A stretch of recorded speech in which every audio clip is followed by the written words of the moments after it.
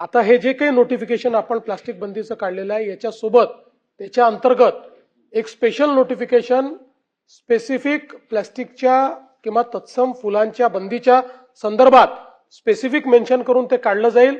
त्याकरता वेगळी यंत्रणा तयार करण्यात येईल आणि महानगरपालिकांना देखील सूचना देण्यात येतील, त्यांनाही अधिकारित्या देण्यात येईल की त्यांनी अशा प्रकारच्या मार्केट्सवर कारवाई करावी। 2033 शेतकऱ्यांना आता दिवसा वीज मिळायला लागली। त्या ठिकाणचे सगळे शेतकरी आता दिवसा विजेकरता पात्र झाले आणि म्हणून हे महत्त्वाचं आहे।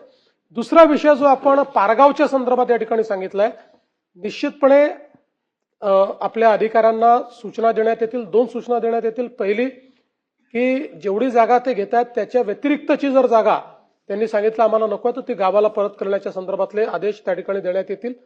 दुसरं, सामाजिक वनीकरणला पैसे दिलेले तर सामाजिक वनीकरण आणि ग्रामपंचायत यांना एकत्रितपणे कशा पद्धतीने इथलं वृक्षारोपण करता येईल त्या संदर्भातला निर्णय करण्यात येईल। तर आपण जो विषय लक्षात आणून दिलेला आहे त्याचा सेन्स मला असा दिसतोय की त्यांच्या पदाचा उपयोग करून त्यांना खासगी कामं ते मिळवून देतात किंवा मुलाला खासगी कामं मिळवून देतात किंवा मुलाला खासगी काम दिलं तर ते वेगानं इकडच्या परवानग्या देतात, असं आपण जे काही निदर्शनास आणलेलं आहे।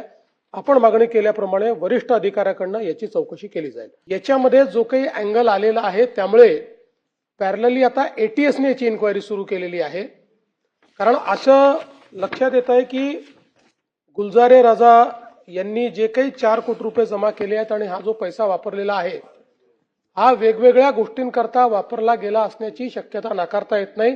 ज्या प्रकारे परदेशातल्या विवादित संस्थांकडनं त्यांनी पैसा घेतलाय, म्हणून आता सगळे अकाउंट सील आहेत, झालेल्या सगळ्या ट्रान्झॅक्शनची त्या ठिकाणी चौकशी चाललेली आहे आणि पॅरलल चौकशी एटीएस या संदर्भात जो काही वेगळा अँगल आहे त्या अँगलची देखील चौकशी करते।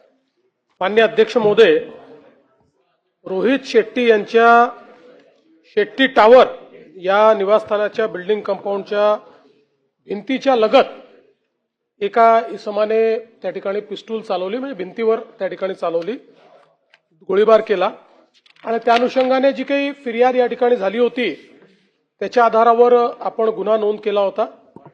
यामध्ये त्या स्कूटीच्या आधारावर अतिशय उत्तम अशा प्रकारचं पोलिसांनी इन्व्हेस्टिगेशन केलं। मुंबई पोलिसांचं प्रोफेशनलिझम हे या इन्व्हेस्टिगेशनमध्ये दिसतं आणि याच्यामध्ये 12 आरोपी हे अटक करण्यात आलेले आहेत।